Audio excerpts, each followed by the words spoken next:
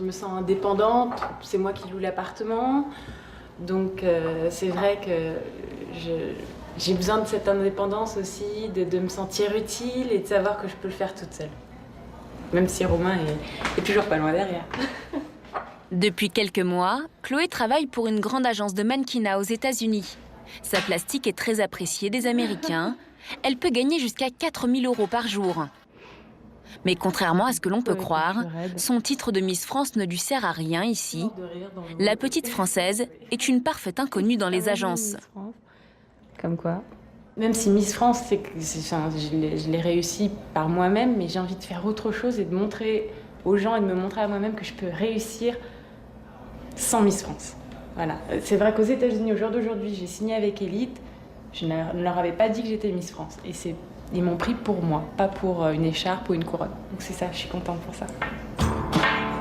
Bon, on va y aller.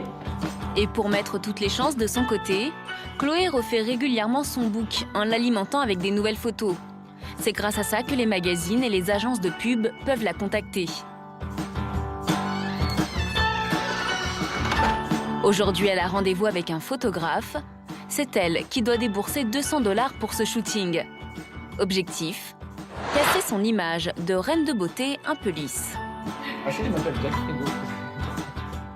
Ouais, j'avais envie de me prouver à moi-même qu'une Miss France était autre chose qu'une jolie fille un peu potiche, qui sourit. Avec, voilà, tout le monde se moque, hein, la paix dans le monde.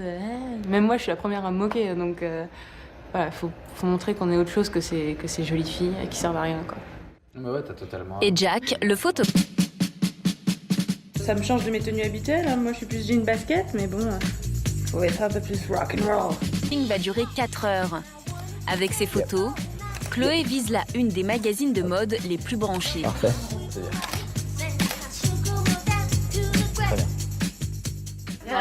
Yeah? Cool.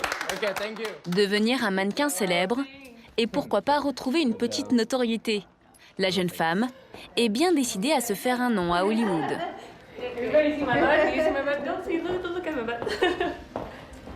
Là, ouais. Quand elle est à Los Angeles, Chloé enchaîne les rendez-vous. Elle a fait appel à un styliste français bien implanté à Hollywood. Mais tu vas être comme ici à Hollywood, tout est transformable, tout c'est si la robe te plaît, on la change pour toi, tu comprends? Et parfaitement les codes. Et voilà, tu n'es plus la même femme. Et maintenant s'il te plaît, sois tall, stand tall. Tu es la plus belle femme du monde, tu es Miss France. Pourtant, la petite Française manque encore de confiance en elle. Faut que je m'habitue, je suis pas habituée à ce côté star, ce côté il faut être fier de soi. J'ai une tendance à me dévaloriser un petit peu, donc faut que je m'habitue à... Mais pour être célèbre, pas de place pour la modestie. Yvan Bitton va s'improviser coach et lui donner quelques astuces pour capitaliser sur son image. Tu es un agent donc pour mannequin, mais est-ce que tu es un agent pour les commercials, pour les publicités? Non. Parce que c'est là où tu vas faire de l'argent, ici aux États-Unis. Parce qu'à chaque fois que la pub elle passe, à chaque fois tu touches un chèque. C'est ce qu'on appelle les residuals. Et c'est là la magie. Donc si admettons tu peux faire une pub pour McDonald's par exemple, où tu fais juste Hey, love it, tu vois, un truc comme ça. Et boum, à chaque fois que la pub elle passe, tu touches un petit truc. Et tous les 2-3 semaines, tu as 12 000 $ qui tombent dessus. Et comme tu es moitié noire et moitié blanche, et que c'est très à la mode aux États-Unis, tu vas faire beaucoup d'argent. Très bien. Et Chloé Morteau a bien appliqué ses règles. Car depuis notre tournage, la jeune femme aurait décroché un gros contrat avec un publicitaire américain.